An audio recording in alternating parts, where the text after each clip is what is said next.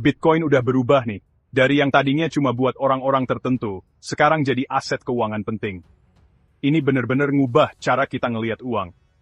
Bitcoin ini nantang sistem keuangan yang lama. Nawarin cara baru buat tukar-menukar nilai. Bitcoin itu lebih dari sekadar uang digital.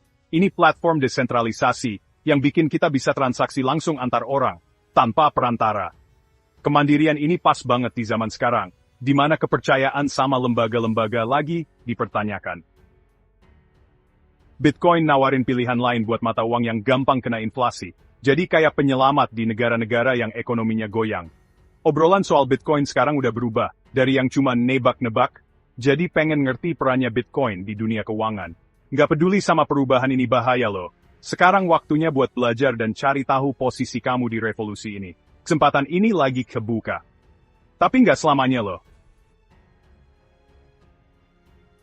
Bitcoin muncul dari krisis keuangan tahun 2008, yang nunjukin bahayanya kalau semua dikontrol sama satu pihak. Di tahun 2008, Satoshi Nakamoto nulis proposal soal mata uang digital yang desentralisasi, nggak bergantung sama pemerintah pusat. Tujuan Bitcoin itu buat ngasih kita kendali langsung atas keuangan kita, bebas dari perantara. Blok Bitcoin pertama, yang dibuat tahun 2009, nyebutin soal ekonomi yang nggak stabil. Jadi nunjukin kalau Bitcoin lahir karena pengen ada perubahan. Kisah awalnya ini negasin nilai-nilai utama Bitcoin, dan kenapa Bitcoin tetap menarik. Bitcoin lahir sebagai solusi buat masalah sistemik, nawarin sistem uang yang lebih adil buat semua orang. Jumlah Bitcoin itu terbatas, cuma 21 juta koin, jadi nilainya cenderung naik, mirip kayak emas digital. Sifatnya yang desentralisasi berarti nggak ada satu pihak pun yang ngontrol jaringannya, jadi kuat dan nggak bisa disensor. Transaksinya aman karena pakai kriptografi, jadi susah ditipu dan transparan. Sifat Bitcoin yang nggak bisa diubah-ubah itu bikin orang percaya, catatannya juga publik dan bisa dilihat semua orang. Sifat-sifat ini, jumlahnya terbatas, desentralisasi, dan aman, menciptakan bentuk uang yang revolusioner. Bitcoin ngasih kita kedaulatan finansial, nantang keadaan yang udah ada. Ini ngasih kita gambaran masa depan keuangan yang lebih terbuka dan adil. Bitcoin itu dibangun di atas bukti matematika, bukan kepercayaan sama perantara. Mata uang biasa, kayak dolar Amerika, janjinya mulai pudar karena ada kelemahan bawaan. Time 0.25. Nilainya tergantung kebijakan pemerintah, jadi gampang kena inflasi dan salah urus ekonomi. Inflasi itu bikin daya beli kita turun, maksa orang buat investasi yang lebih berisiko. Sistem yang lama bisa aja ngebekuin rekening kita dan nerapin kontrol, jadi kita nggak bener-bener punya aset kita. Bitcoin nawarin perlindungan dari risiko-risiko ini, karena sifatnya yang desentralisasi dan jumlahnya terbatas.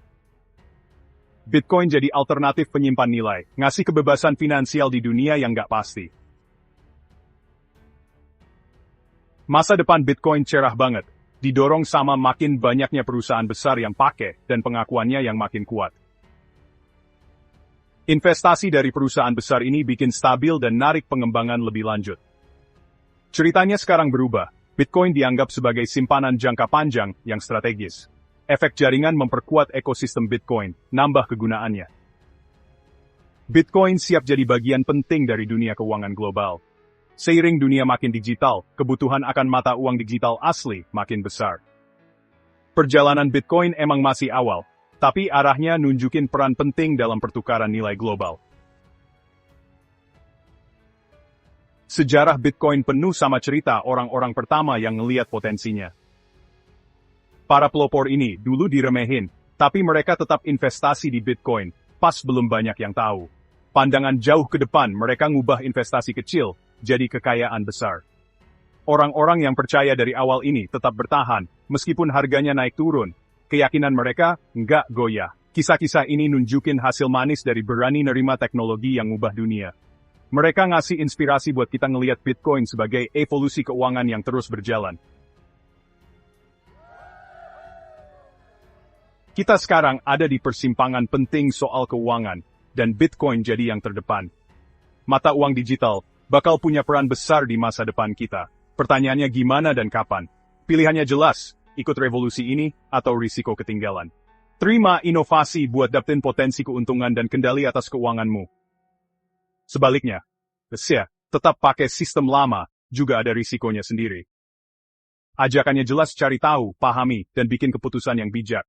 Masa depan keuanganmu ada di tanganmu, pilihlah dengan bijak.